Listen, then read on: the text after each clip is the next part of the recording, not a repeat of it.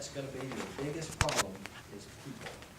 Would you agree with that, or you think I'm just blowing smoke on you? What do you think? I've been doing this for 35 years. And everywhere I go, and all the organizations I work with, that's the problem. So, what we're going to talk about today is some solutions to that problem of how do I understand my team, and how do we get along so we can focus our activities to get the job done. Because if you don't have harmony in your team, you don't have a focus of your team all on the same page, how well do you think your project's going to come out? It ain't going to happen. And the guys who've already left the room here, our senior consultants, will tell you that almost all the challenges they face during this next 6 weeks or so that you're overseas are going to be dealing with the people issues in the team, with you helping to work those out. Big problem, big challenges. Okay? Why is it so tough? Why are the people issues so tough? How would you think? Why do you think? Anybody? Yeah. They're not necessarily rational. They're not logical. They follow no rules. That's a good point. But a lot of times they're emotional issues, aren't they? And there's also a difference in not only the way we see things and the way we communicate with each other, but also the way we value and view situations. We view things differently. As you come together with a solution, you're going to find that several people on your team are going to have other opinions. They're going to think, well, I don't know why you think we're doing it that way. This is the way it ought to be done. Now add to that mix culture difference. Now you've got students who didn't grow up in the same culture you did, and some of them are not going to speak as good English, because communication is going to be a challenge. Okay? And now you've got those members on your team that you've got to integrate into your team to get that team working together. So you guys that are interns, they didn't tell you what kind of job that you've taken on. I mean, big deal. Okay? But the rest of us as team members, we have to get along too. We have to get together and work together. Well, what this session I'm going to give you is about a 4 to 5 hour session. Now, they've given me about an hour and 10 minutes to tell you this. Okay, so we're going to go real fast. This material that you have in your hand, I can't cover all the material, but I'm going to cover some key high points in the material. So part of your job is going to be to take this with you and look through and go through some of the pages that I'm not going to be able to get to, okay? Because you're going to be able to take this home with you. The other thing is, when we get to the report, I can't go through all the report with you, but I'm going to tell you and share with you what's in the report, and then talk a little bit about what your style is, so you've got a little understanding of that before you leave today. So that's my goal. If I can accomplish those two things in an hour and 10 minutes, and I want to try to get you out here by 6, and I'm glad Bradley said we'd try to get out early. I love that. He's not doing the last session, you know.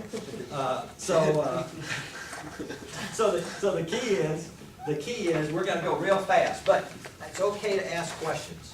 You know, normally I'd go through and I'd tell you all about who I am and what my background is. I don't have time to do that. Okay? I've just been in business a long time, and I've learned something. And one of the things I've learned is that people are the most valuable assets in every organization, and everybody says that, but they don't treat them that way.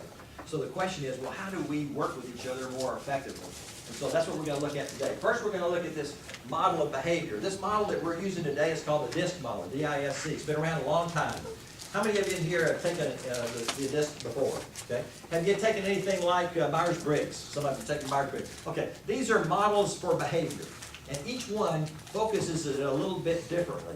So today we're going to look at, well, what is this model? The reason I use the DISC model is, number one, because it's very easy to understand, and two, it's very applicable to working with both a personal understanding of one style as well as understanding those people who are on your team. So it's easy to understand. It's not complicated. And that's what, you know, when you're in the workplace, you don't need something complicated. You need something real easy that's practical that you can work with. So that's what we're going to talk about, is this DISC model. Okay, look on the first page of your workbook there. That first page is the most important there. It's got my name on there, management development system, and all my information on there. I'm just kidding you. This is a little bio sheet for me. Turn to the next page. Next page is a model for growth. And I normally take about 15 minutes to help you understand how people change and grow to get results over here on this other side. but I don't have time to do that today. But that model indicates that the way we get better results is the way it is determined by our own behavior style. It's determined by our knowledge and skills. Both of those combine to determine the behavior. That behavior turns the results that we get. So if you want better results, what do you have to do? You have to do something differently. You have to behave differently. If you're going to get a different, you heard that expression, you know, if you want the same thing, if you keep doing the same thing over and over and over, what happens? You keep getting the same thing over and over and over. If you're going to do something different, you have to do something different. Same way behaviorally. You have to change your behavior to get different results. Okay, this is a great model. Next page. What are we looking at here? We're looking at some aspects that we're going to talk about today and why. You're going to take a look at this behavior model and what your particular behavior style is. Why? So that you can know and understand your own style. Once you understand your style, you know, where you're coming from and how you communicate, how you relate to other people, how you solve problems, then you've got a better understanding then when you see and understand how people are different than you. And when they're different than you, then the goal is, what it talks about here, be able to identify and understand somebody else's style.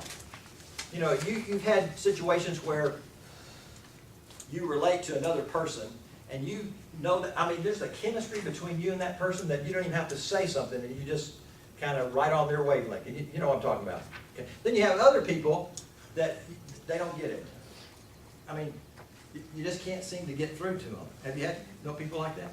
Yeah, I mean, just, you think they're from another planet. Well, the challenge is that generally their behavior style and their viewpoints are so different than yours, there's a mismatch. You know what I'm talking about? We kind of go like this. We just miss each other. All right. Well, how do we understand then where they're coming from? And then the last one is, how do I adapt my particular approach to them so that we're on the same page? Make sense? Now that's not easy to do. Easy to say, hard to do.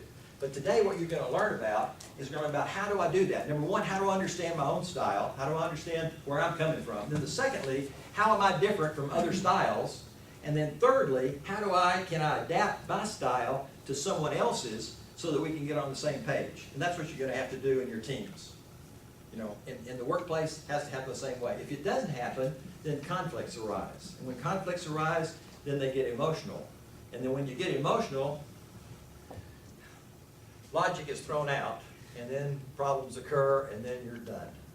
You know, until you can calm down and then get back on a adult basis of conversation so that you can get on the same page. Okay, look on the next page is a little history, and I'm not going to go through that because you can read the little history of this model, where it came from, how it came about.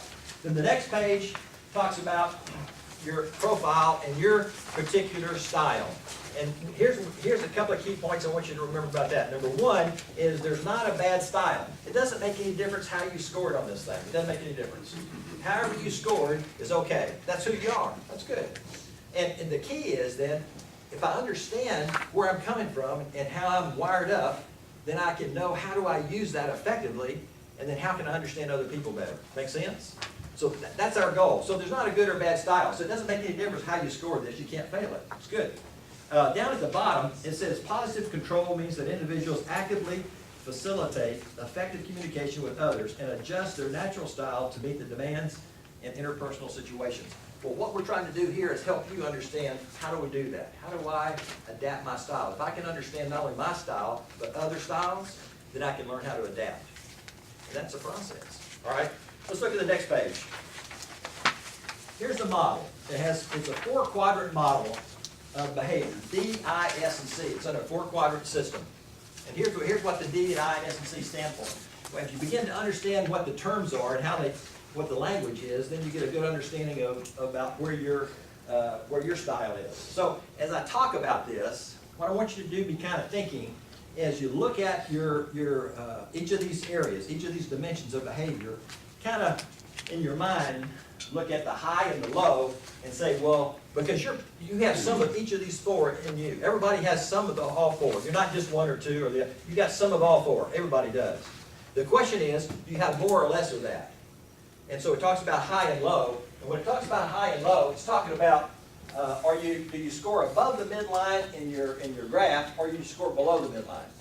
High is not better than low. Let me say that again. High is not better than low. It's just different, has different traits and characteristics. So as I talk about these traits and characteristics, kind of be thinking, would I be high or would I be low in that dimension? And then when you get your report back, I'll see how accurate that you made an estimate of your own style, okay? Because you're going to get your report back, it's going to look something like that. You're going to get your report back, it's going to have two methods of communication to you about your style. One, graphically, and number two, narratively. So if you can't read the graph, you can read the narrative, so you're still okay. All right, let's talk about the first one, D. D stands for dominance. And what does it mean? It means how you respond to challenges and situations. How do we respond to challenges and situations? Well, people who score high in this dimension are people who are aggressive and assertive in getting results. In other words, they make fast decisions, they make quick decisions and so forth, and they make those decisions and move on. Well, is that good or bad? Could be. Maybe not, maybe it is. It's just a trait that you have. That's the way you go about making those decisions. Well, because it's not better than another way, it's just the way your style is. How about a low person? The person who scores low in the D side, what's theirs? Well, they look at challenges and solutions in terms of taking time with them. In other words, they're ones that'll digest information. They gather more facts and more information and so forth before they jump into a decision. Well, is that better than the other way? Well, not necessarily, it's just different. But you can begin to see on your team, you're going to have some people who score high, some people who score low. Well, when you're talking about what are we going to do, you're going to have differences in the way they come about it, right? Okay, so these are the kind of things that you're going to bump into. So it's going to be, well, how do I deal with that? And we'll talk about that later. The next one is the I. So the D is how we solve problems. If you want to put a little P up there by the D, or put the word problems, that's the key.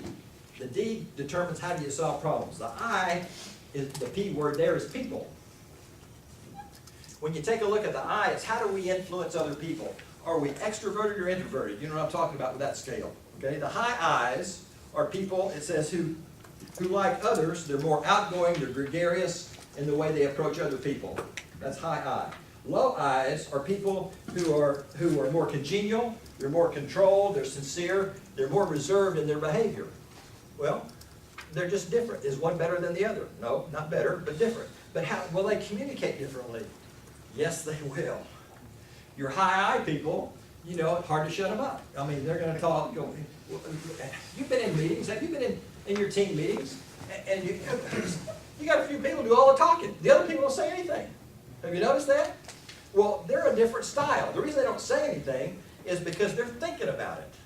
You know, not that they don't have anything to say, is that they just don't run their mouth off. I mean, they're just thinking about what you said, and then it takes them a little time to figure out, well, what's a good response here? So it's different, and you're going to have that with the teams that you're working with. And so you're going to have to be, especially you interns, are going to have to be in control of how do I pull in those people who are not highly gregarious people. They may have the best idea and the best solution, and you're going to have to pull it out of them. That make sense? So that's a key for you. Okay, so high I, low I. How about S? The S trait characteristic is how you respond to the pace of the environment.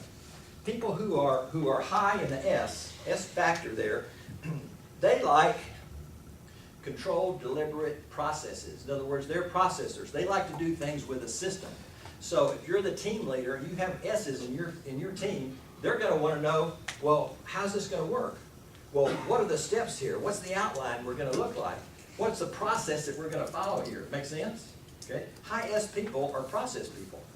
Now, low S people, they're get it done people. I mean, let's just get it done. Maybe we have a process, maybe we don't, but we're going to start, you know. And so a lot of times there's a lot of restarts with that. But so you'll have differences of opinion. Some people are hurry up and let's get, the others are saying, well, wait a minute, we need to kind of check this out. Here's the key about all of these. We need each other. We need the different styles to counterbalance each other. By the way, if you're not married and plan on getting married, chances are you're going to marry someone who's opposite than you. Chances are like 90% you're going to marry somebody different than your style, which means that where you're high in one of these, they're low. You know, I mean, they're going to be opposite, which means that you're gonna have to learn how to deal with people who think and act, respond differently. Not just male, female, but differences in the way they see things. That makes marriages challenging, okay? And people, sometimes people, they never figure that out. And so they keep changing partners and keep making the same mistake, Okay, so in your team, it's a key to understand, what the differences are in your team. Now, by the way, you've done this, and we're gonna have the other consultants in China who are gonna join your team are gonna do one of these. So you'll have a chance to sit together with your team and look at each other and where we are. And what I'm gonna try to do for you when you get your teams established and who's on which team and so forth, I'm gonna do a team chart for you that will show you where everybody scores. So you'll have a good team chart about, well, here's my team, and here's what it consists of in terms of our behaviors and so forth, and here's where our strengths and weaknesses can be, and we're maybe missing some of this element over here, so somebody may have to pick that part up. You with me there? Okay, so it'll be helpful for you, and I'll give you a team chart, and I'll show you what that is when you get your report back. The last one is the C element, and the C element has to do with conscientiousness. And what it means by that is how we handle procedures and rules and regulations. People who are high C are very quality control people. They're the ones that are to be sure it's right. I mean, they go by the rules. This is the way it's supposed to be done. This is the way we do it. Okay? I mean, that's so jobs and positions have traits and characteristics just like a person does. Can you begin to see that? Let's take an example, like the engineer. Okay? Would you say an engineer would be a high I person or a low I person? High engineer. Low I, sure. I mean, now how about an outside salesperson? High I. How about an accountant? Low I. Okay, but an accountant might be high C, right? In other words, accurate, quality control. So that's their deal. Engineers, a lot of C characteristics in engineers. Okay, so you're going to have a mix and a blend. Some of you with your majors, you kind of gravitated to the major. Why? Because it fits who you are. Interesting, isn't it? Now, sometimes that's not true. My background and my education, I have a degree in in chemical engineering. My degree is in chem. Well, I worked in that for about a year or two, and I went back to school, worked on my MBA. I discovered it didn't fit me. Now, I was smart enough to understand it. I was smart enough to get the work done, but it wasn't who I was. So I'm more in the marketing side. I like it in the sales and the marketing side, the leadership area. So that's what I began to learn who I am. So you begin to use but positions. So in your team, you're going to have people that have a variety of mix to work with. Okay, C, high C's like things done the right way. Low C's are more independent. They score low in that C area. They're very open for out of the box thinking. They want to do it their way. Okay, so you got a combination. So you and I are a combination of all four of these together. Makes up who we are. And then the report blends those together to formulate a narrative that says this is who you are. Okay, and it blends them together. All right. Look at the next page. Let's go over here and let me give you some. Here's a page that talks about power. These are PowerPoints here, but I don't have a lot of time for there. But this model is a doorway to communication. It produces an opportunity to develop good relationships, win-win relationships with each other. And then the last one down there I like really well. It gives you the ability to adapt to other people. Once you have an understanding of where somebody's coming from, I can begin to adapt to them. If I know that your style is one of detail, in other words, you're a high C person, maybe I'm a high I person, but I'm not going to be able to communicate with you well unless I give you enough details in the situation so that you can get on the same page with me. Make sense? So once you understand the other people in your team, you can begin setting up your communication system so you're on the same page. All right? Look at the next page. It has to do with the graphs. When you get back to the report, you're going to get two graphs. A graph page that has two of these on it. One of them is going to be like graph 1 over here, which says this is your role graph. This is the graph and behavior, a model of your behavior of what you show other people. In other words, this is who you show other people yourself to be. Now, graph number 2 is a graph that says this is who you are. Okay, and there may be a difference between who you are and what you show other people. Okay, some people there's a big difference. Other people there's not much difference. And you'll see when you get yours back how much role play does a person do?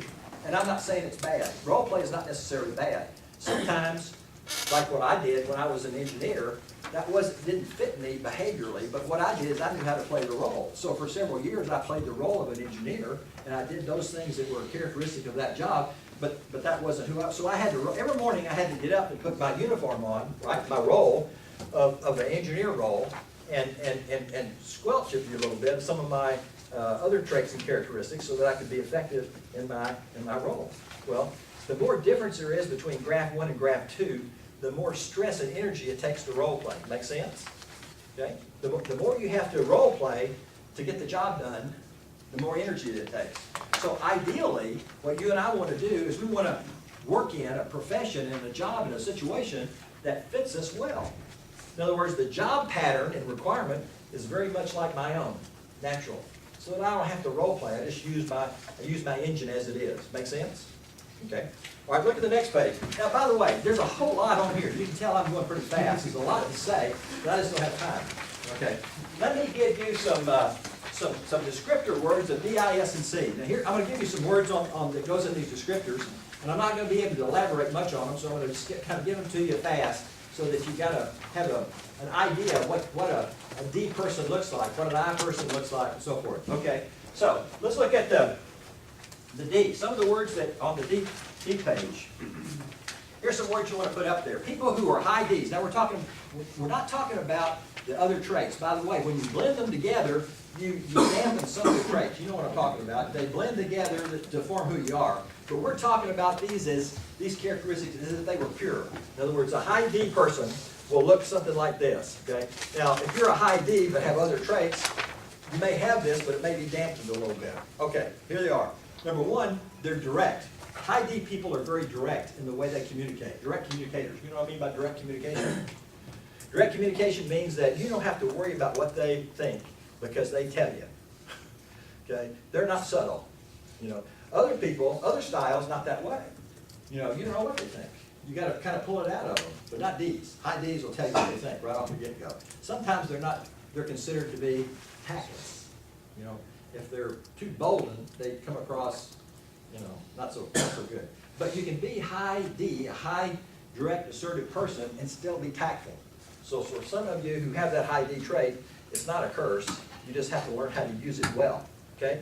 Another one is that they're adventuresome. They like adventure, they like new things, and so forth. Another one is they are results-oriented. High D people, they are results-oriented. They want to see what's the bottom line. What are we doing here? How quick can we get to this solution? Let's get going here. You know, they're bottom line focused. And they're very competitive. High D people are very competitive. They want to win. You're going to be broken up into a bunch of teams, and the high Ds on your team are going to say, we're going to beat those other guys. When we give that presentation at the end, we're going to knock their socks off. You know, we're going to walk out of there with the prize. They're going to say, whoa, that team was absolutely the best. See? Those are high Ds. You know. That doesn't mean that the other styles are not competitive. It just means that the Ds have a little edge on that side. They're just a little bit more that way. Okay. Now, I'm not going to cover the rest of this page down here. It tells you how they interface, what areas of improvement they need. This is great stuff. We just don't have time to cover that today. But down at the very bottom, here, fill in some of these down here. At the bottom, stress relief for people who are high D is physical activity. Okay? When high Ds get under stress and pressure, physical activity is good for them. You know, running and so forth and so on. I just tell them don't keep score. You know, because they're so competitive, you know, high D people, they not only want to do the activity, they want to see how fast they go. They want to time themselves for their run. They want to see how much they lift. You know, well, that doesn't de-stress you when you do that. You know? Okay. So forget the measurement system, just do the activity. Their emotion is anger. High Ds have a short fuse. You know what I mean by short fuse? You make them mad, and it doesn't take long for you to figure out that you did. You know, they have a short explosion. They go boom. They blow up all over you. Okay, that's high Ds do that. All right, but now here's the redeeming grace for them is 10 minutes later they're done. I mean, they don't even remember it anymore. Now the collateral damage is terrible. I mean, because the other styles are not like that, and the S's and the C's get wounded. And then they carry that around for a long time. And so they'll bring it up to you, and husbands and wives, it happens all the time. You know, a high deal, do something, and the spouse, whether it's male or female, "Ah, you remember when you did that to me? Honey, that's last year." You know, they remember, you know. But these don't do that. They have very short memories. They get over it real fast. Okay.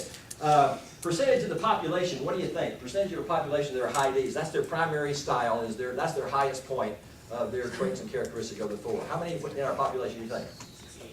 How many? 16. That's good. Good guess. 10 to 12. Okay? Good guess, though. 10 to 12%.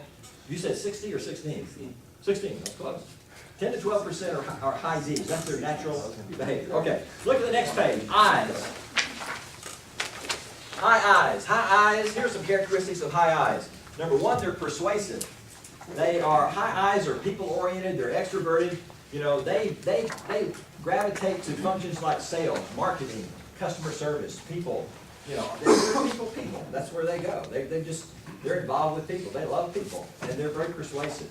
They're good to have on your team because they're good sellers. If you need to sell your program at the end, you need to sell it with pizzazz. Get a high eye on your team to do the presentation. Pizzazz. They're the ones that know how to do that. Okay. You put several high eyes together, right? You put several high eyes together, you got a party. I mean, these people love people, and they love partying. They're the party animals. Number two, they're trusting. They trust other people. High eyes trust other people.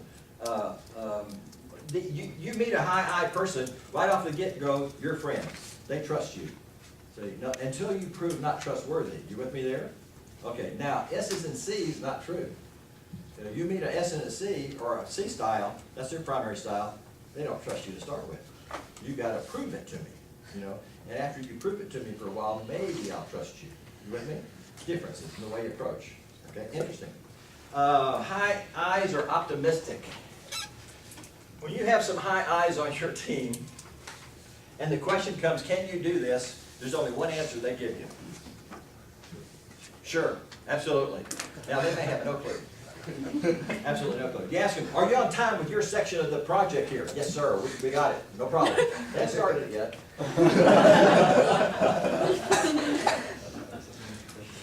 But they are optimistic. Okay. And the last is they're enthusiastic. They're enthusiastic. They love it. They're great to have on team because they kind of fluff up the other group. You know, they kind of bring some levity to the team. And they're optimists. They believe this. We're going to actually solve this problem for this company. We think we can do it. Okay, one thing I didn't give you was examples of people. And let me give you a couple examples of high-eye people so you can see the trait of those people. Number one is Bill Clinton. President Bill Clinton. Can you see that? High-eye person, right? Okay, see that easy. Robin Williams. Whoa, yeah, high-eye. Okay, Carol Burnett. You know, high-eye person. These are high-eye people. Okay, how about the D people over here? Let me give you a couple examples of high D people. High D people, Rush Limbaugh. Yeah, listen to Rush? Well, he's kind of opinionated, isn't he? Yeah. I mean, he is a high D off the chart, okay? Here's another that might surprise you, Hillary Clinton. High D woman. Now, by the way, these traits are not gender specific, okay? They're general neutral. I mean, you can have as many males or females on each of these areas. Okay, so those are just a couple examples. All right, let's look at the S's. High S trait. Number one, high S's. High S's are patient. Put that down there. These people are patient people. They like to analyze what's going on and get set. Okay, they are sincere. They're very sincere. High S's are very sincere people. They're genuine. They come across that way. I mean, you just like them right off the get-go because, you know, they're very sincere. They're logical. They like to work on logic. They're very good listeners. High S's are very good listeners. So what kind of profession would this kind of a person be involved in, do you think? Counseling? Therapist, counseling, anything that has to do with customer service. Yeah, very good. They're not necessarily selling something, but customer satisfaction, customer relationships, PR, good people, counseling, all that kind of stuff, consulting, good, listening, absolutely. You're going to have to do a lot of that, and especially you interns, when you go to the company and spend all this time with the company, got your listening ears on. You've got your question asking on to find out, well, what are their expectations? Because if you miss that part, your team's in trouble. You know what I'm talking about? Okay, all right. So, how about an example of that? Mother Teresa, a great example of a high S person. Okay, now, let me give you another clue here. Of the four dimensions, D, I, S, and C, the D's and the C's are task-oriented people. The S's and the I's are people-oriented. Okay, you with me? All right, just for your information. Down at the bottom on the S, stress relief for S's, rest and relaxation. They're the ones that are going to take advantage of the weekend. You say, let's go there, and they're going to say, whoa, I'm chilling out, guys. You know, I am beat. I am tired. Okay, S's can do that because they burn up all their energies, or they get enough interaction with people that they're full. Okay. Emotion, the emotion of an S, mostly stoic. You know what I mean by stoic? They have a lot of emotion, they just don't show it to you. You know people who you talk to them and you look them in the eye, you don't know if they're in there. You know, they don't, the expression's not there. They're listening, but you don't see it. You know, S's are great at that. Don't play poker with them. But you get an I in a poker game. Everybody folds if they get a good hand. That's why that smile, they can't get it off their face. You know, but S's are different. You know, they're low. Okay, how about percent of population for our S's? What do you think? Yeah, high, 40 to 45%. Did we talk about I's? What percentage of population are I's? We didn't do stress on. Oh, stress relief for I's. Oh, this is interesting. Stress relief for I's, interaction with people. I's hate to be by themselves. I mean, they hate it. In fact, they won't even go eat by themselves. You know, yeah, well, why go? I mean, if you haven't got somebody to talk to, you know, I mean, and that's extreme, you know, but still, they love, the worst thing you can do with a high I person, a very high people, is isolate them. Put them in isolation, kill them. I mean, or put them in a computer screen in a type of a job where they're working there. You know what they'll do? They get up, go over, interrupt everybody else. Well, they can't stand to sit there, you know, for very long. Their optimist is their emotion. They're optimistic. We talked about that. High I's are optimistic. Percent of population for high I's, 35 to 40%. High I's. So now you got high I's that are 35 to 40%, and you got high S's who are 40 to 45%. So look at your general population. S's and I's in general, right? Lots of them. Okay. All right. Now let's look at the C. High C's. What are some C's? Characteristics. Characteristics of high C. Remember, C's are the accurate people. They're the quality control people. Number one, they're accurate. Put that one down. They're accurate. Number two, they have very high standards. The high C's in your group will have very high standards for the quality of the solution that you're developing. You know, they're going to want to be sure that it's done right. It's good to have a high C on your team because they're going to look for, be sure that it matches up with what we're trying to do here. They're our quality control persons. They're good. They're analytical. They like the analytical side of things. And again, remember I told you they were task focused. They like to work on tasks. Not so much people. They tolerate people, but they like tasks. Okay, an example of a high C person is, I got several here, one that you would recognize. Al Gore, you know who Al Gore is? Al Gore, a high C, he invented the internet, you know. Al Gore. Well, he says he did, but I don't think he did. He's kind of a high C person. Another one, Schwarzenegger, you know, the guy that plays the, you know, he doesn't play a high C person in his movies, but he's a very high C person himself. In sports, Jack Nicklaus is a high C. He played the game from a very analytical point of view. He was one of the first great golfers because he analyzed the game. He analyzed the swing. He analyzed everything about the game. The yardage to the holes, all that kind of stuff. Part of it was from his analytical point of view. And obviously he had the talent. That's the way it came out. Okay, so that's the D, I, S, and C. All right? So, let's look at your report. Yeah. How do they relieve stress? Oh, relieve stress. Okay, gosh. Am I under a little stress here? Okay. Stress release is time alone. They need to be by themselves after a while. Remember, they're task people, and you work them on the team, and they're working with each. They get tired of that. You know, I'm by myself. I need to hot bath. I need to, you know, just chill out. You know, that's my deal. Okay. Emotion, fear of failure. Put that down. High C's are fear, but why? Because they're perfectionists. They want it exactly right. They're the quality control people. And so they want something done exactly right, so they fear failure. So guess how long it takes them to make a decision?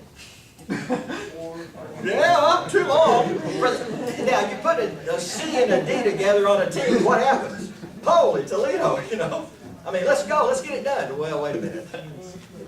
We don't have all the data for that. Yeah, but let's try something. Oh, no. We just make a mistake, we'll have that much more to do. You're going to have these discussions, by the way. Okay, all right. So it's good to know who's on your team, isn't it? Yeah, and where they come from. All right, good. All right, so let's look at your report. Does anybody have a report? Everybody has them. Okay. Okay. Listen, I got 5 minutes. No, I got to 6, don't I? Yeah. 35 Oh, minutes. Good, I got 30 minutes, okay. We do have a couple of people who may have to walk out, so. Oh, if you have to walk out, don't do it yet. Okay. Look on, yeah, 5 minutes, okay. Flip over here to page, yes, sir. What was the percentage of the population? Golly! Well, listen, this is a C person here, right? I mean, I want to know all these details. When you get your report back, I want you to tell me you're a C. Okay. Percentage, 10 to 12%, right? I mean, you knew that because here's the bell curve, right? We got 10, 12% D's, you know, 35, 40% I's, 40% S's, you know, bell curve. Around at C's, you only got about 10 or 12% left, so let's subtract. Okay. Look on page around 24. I want you to look for this graph. Now you're looking at your report page, not the workbook. Okay, you got a report. Did you get a report in front of you? Who doesn't have a report? I forgot to do mine. You didn't do your report. Oh. There is a graph on every page, but I want you to look at the big one, you know, because you don't have to use your glasses to see that one. Okay. Shame on you. Didn't do his report. And he's an intern. Are you an intern? Yep. Nobody's going to want to be on your team. Okay, so you have to look on your neighbor's report. Okay, on your report. Here you're looking at your graphs. All right, now you got 2 graphs. Remember, I told you you're going to get 2 graphs. You got a most and a least, right? You got a graph 1 and a graph 2. Okay, the graph 2 is your natural style. That's who you are when you're being yourself. You know, you're just hanging out, being who you are. That's who you are. That's your graph 2. Graph 1 is your role graph. This is the role that you show other people, and you show them that role because you believe the environment that you're in requires that behavior to be successful. Now, most of you didn't hear that because you're looking at your report. I'm not going to say that again. You have to get the tape. Okay. So look at your graph. On graph number 2, down at the bottom of the graph, you've got numbers down there, which tells you the percentage of how each one of those dimensions, D, I, S, and C, is on a 100% scale, so they don't add up to 100. They're all on 100% scale. The highest number down there, are the largest point, highest point on your bar, is your primary style. That's your highest one. Okay. How many of you in here, your highest point is a D? How many of you in here are primary D styles? Natural. Natural. You're looking at natural. Okay. 1, 2, 3, 4, 5 of you. Okay. How about I? How many of you, the highest is the I? Okay. 1, 2, 3, 4, 5, 6. Be careful about putting too many of those on one team. I mean, they have a great time together. How about the S's? How many have high S? Okay, we got 1, 2, 3, 4, 5, 6, 7. Okay, more S's. S is 8. Okay, how about C's? Who are the high C's? Okay, now you're going to be high. And how many of those are engineering? Well, wait a minute. graph 2. Okay, highest point in graph 2. Okay, how many we got? 1, 2, 3, 4, 5, 6. Okay, almost. Now we've got a pretty good split here, didn't we? And we have like D, I, S, and C. So as a mix, we've got a pretty good mix. On your team, it's good to have that mix. Not only on your team do you want to have the key to the different disciplines, you know, your skill sets, but it's good to have a good mix of your style. Make sense? Because you're coming at it from different angles. All right. So, how many of you looking at your graph 1 and 2? The two graphs look a lot different. In other words, they're not the same. The highest points aren't the same. If you look at the bottom, the numbers at the bottom, you've got a discrepancy of 20 points to 30 points difference between the D points or the I points. The two like points, is there a 20 or 30 point difference between those? How many of you have a 20 or 30 point difference between? Okay. Between the most dominant? Or No, just between any 2 points, any two like points. You know, D, I, S, or C, they're the same point. Okay? Okay, yeah, so how much is yours? Mine is a 22 point. 22 points between what? Between the eyes. The I. So the natural I is what number? The natural eye is 56. And what happens in the adapted style? It goes down to 34. 34. So you bring your I down. Okay? In other words, what he's doing there in his role, he sees he needs to be a little more reserved in his role. He's naturally more gregarious, but he's bringing his I down a little bit. What's your primary style then? My primary style is C. Is C. Okay. Gotcha. Nice. And your secondary style is which one? In natural, it's the I. So you're a CI style. Okay. Well, which is a little bit of a conflict. See, because the Which C is wants probably it- why I bring it down. Yeah. The C, right. The C wants it done exactly right. The I wants to hurry up. You know. So it's a little bit of a challenge there, right? And so they call that a me challenge on the inside. You know. So, but it's not dangerous. It's okay. All right. But like, when you begin to understand yourself and know, you know, where you're coming from and what your styles are, I mean, you got a great opportunity to use it effectively. Okay. Now, next thing I want you to do is I want you to go over a page. Let's see, 2 pages. Take 2 pages over, and you're going to get a wheel like this. The wheel. This is another way of showing you both graphs with 1 point. So you can see around the outside, you have the DISC around the outside. You with me there? Then the star is your adapted style, and the point and the dot is your natural style. Again, the distance between those 2 points is the amount of energy it takes you to role play. Well, most of you, they're real close, which means that who you are is what you do. I mean, what you see is what you get. You know. So, is that good? Yeah, that's good, provided that the role that you're trying to play meets that style. If you were trying to play a role over here, this is not good. You would need to move this one over here, right? Okay.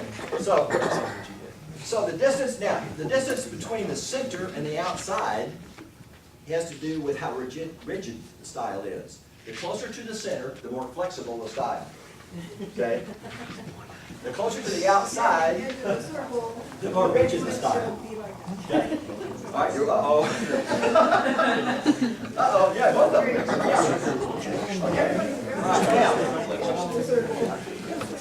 All right, now here's what I want you to do. Okay, now okay, you ready? Here's what I want you to do.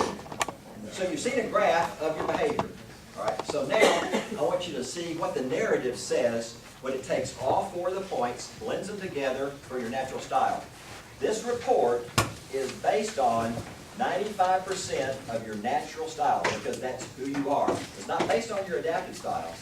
It's based on your natural style. Okay, that's who you are. Okay, so look on the first couple of pages up in front, and you're going to see a narrative up there. See that narrative? It says introduction. It says general characteristics. See that? General characteristics page. All right, you see that narrative? That narrative, or general characteristics page, through in front. Okay, it's on page 3. Okay, I'm going to have you read this quickly. I want you to, now listen carefully here. I want you to read this narrative. It's just a couple of pages long, but it takes all four of the points in the natural style and blends them together to form a narrative of who you are. Okay? So what I want you to do when you read these, I want you to read them quickly with your pencil and kind of put a question mark by statements that you don't think fit you. Okay? And a little check by something that says, boy, that's dead on. Okay? All right? Now read it quickly. Now here's what my advice. The D's and I's will get through this real fast. The S's and C's, they're trying to memorize it, you know. Don't do that. Read it quickly. I'm going to give you a couple of minutes.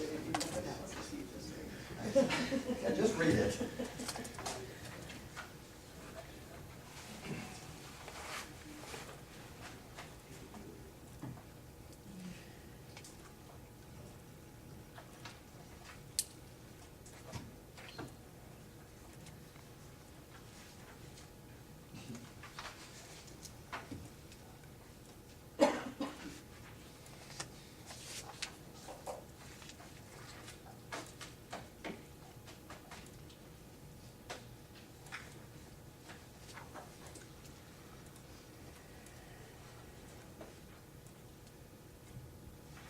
Now, those of you who are real fast, if you want to read in some more sections, just keep going. While the others are finishing, just keep reading.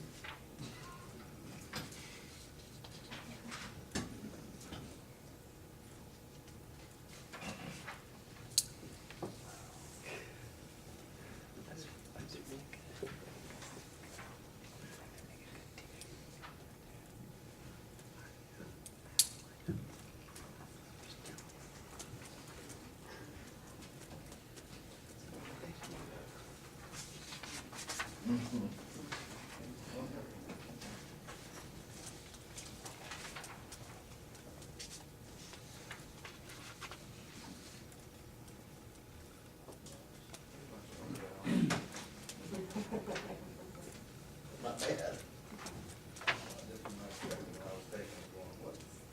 I mean, isn't that amazing? It is amazing what you can get out of that short of a survey.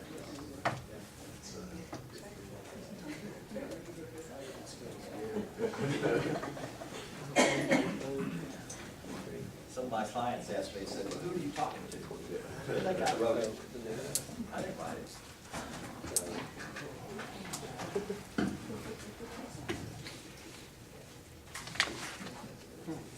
Okay, how you doing? You got it? Most of you got through that one? Okay. Here's what I want you to know. Normally what I do is I go around and ask you how accurate do you think the report is? In other words, how accurate is it? I ask each one of you, what's your primary style? Tell the group what your primary style is. And then how accurate do you think it is? And then what's one statement in there that you think is your keynote statement, so to speak? So, but we don't have time to do that. Okay, but that's what I would normally do that with you. And this is something that you can do with your team. When you get your team together, they'll have the reports and you will. These will be things that you can go over with your team to share with each other, which will be very, very helpful. You know what I'm talking about? Okay. But just for a summary here, how many of you would say the accuracy of these couple of pages, just a summary of your style, how many would you say the accuracy is above 90%? Let me see your hands. Okay, that's almost everybody. Yeah. Okay. And that's not untypical.